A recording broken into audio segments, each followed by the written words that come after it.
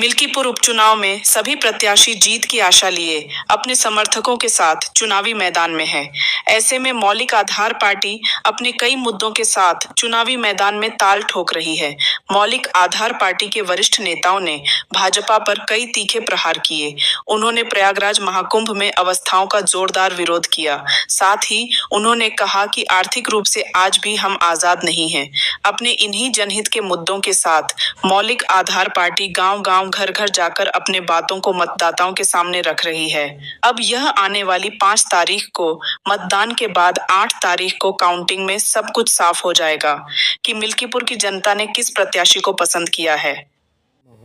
माहौल तो देखिए सब एकदम कैप्चर कर रखे हैं, इसमें किसी से कोई छिपा नहीं है, लेकिन कोई मुद्दे पे नहीं काम करना चाह रही है। न कोई संविधान पे कोई अनुच्छेदों की बात करती है, लेकिन मौलिक अधिकार पार्टी जो संविधान के अनुच्छेद पे काम करना चाहती है, उसका पहला मुद्दा है जो वोट के बदले नोट लेने का मतदाता का अधिकार है, वोटरशिप, यह लागू करना चाहती है। जब तक देश के हर वोटर के मुख पर जो मुस्कान नहीं आती, तब तक देश में कोई जो है माना नहीं जाएगा कि देश में आज़ादी है। कहने के लिए तो आज़ाद है, लेकिन आर्थिक रूप से गुलाम है। मौलिक अधिकार पार्टी उसी गुलामी को काटने के लिए जो वोट के बदले नोट लागू करना चाहती है, क्योंकि प्रजातंत्र में देश की मालिक जनता है, मतदाता ही असली सरकार है, अधिकारी कर्मचारी जनता के नौकर हैं और राष्ट्रीय आय से प्राप्त प्रत्येक मतदाता को उसमें कम से कम 17,520 में से कम 4,000 रुपया प्रतिमाह मिलने की गारंटी है। मौलिक अधिकार पार्टी इसी मुद्दे को लेकर के जनता के बीच घर घर जो है जाने का काम कर रही है। और दूसरी बात रही, देश को चलाने के लिए 4 स्तंभ है: विधायिका, कार्यपालिका, न्यायपालिका और पत्रकारिता। चूँकि विधायिका को तो चुनाव आयोग बन गया है, चुनाव आयोग से ही चुनाव जीत करके कोई जाएगा। और उसके बाद रही भी जो है दूसरे न्यायिक आयोग का बना, ये अनरा बाटर से नहीं घराना खाएं, यानी आज तक न्याय में एक ही घराने के लोग बैठे हुए हैं। और रही बात पत्रकारिता, जो चौथा स्तंभ है, देश के खबर को पहुंचाने का काम करती है, इसका आयोग का गठन ना करके आज देश में बहुत ही भ्रांतियां हैं कि मीडिया जो है गोदी मीडिया, बिकाऊ मीडिया, मतलब क्या क्या उस पर ब्लेम लग रहे हैं। एक सवाल ये उठता, हमारे देश के मालिक महिला और पुरुष, ये देश की जनता जो है यही मालिक है। और जितने आज 76-77 वर्ष से सरकारें बनी, हम लोगों पर ध्यान नहीं देती है।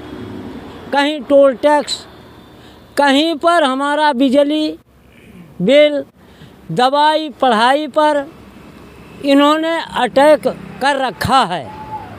और आज नहीं, आज से आदि तक इन्होंने करते चले आए। हमें किसी सरकार पर भरोसा नहीं है। योगी जी कह रहे विकास की गंगा बहा दिया। कहाँ गंगा बहा दिया है? वो मोदी योगी ने तो रक्त की गंगा बहा रहे हैं। कितने मर गए हमारी महिलाएं, देवियों का अवतार, और हमारे पुरुष देवता का अवतार। ये दादा, काका, भाई, माताएं, बहनें, उसको देखिए पेपर में और देखिए कि वो सच्चाई खरा उतरता है कि नहीं उतरता है। महाकुंभ में भी अच्छी व्यवस्था किए थे प्रयागराज में। हाँ, इसीलिए तो हमारे देश के मालिक महिला, पुरुष, देवी देवता मरे। क्या अच्छी व्यवस्था कर रखे थे। आज कितने हमारे घर में माताएं वो अपने निवास को छोड़ दिया, पुरुष छोड़ दिया, जो लेटे हुए रात में थे उनको कुचल कर गर्दा कर दिया, मिट्टी के समान बना दिया है। झूठ बोल रहे हैं, दावा कर रहे हैं। सत्य है कि एकदम निरा झूठ।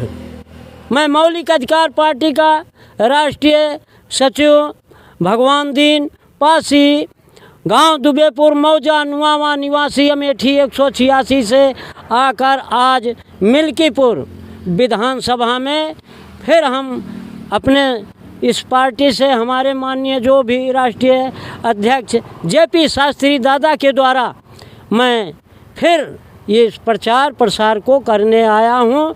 और जिस दिन हमें वोटरशिप 17,000 में से 500 रुपये मिलेगा, तब मेरा ये देश जरूर सुधरेगा, अन्यथा कभी नहीं सुधर सकता है।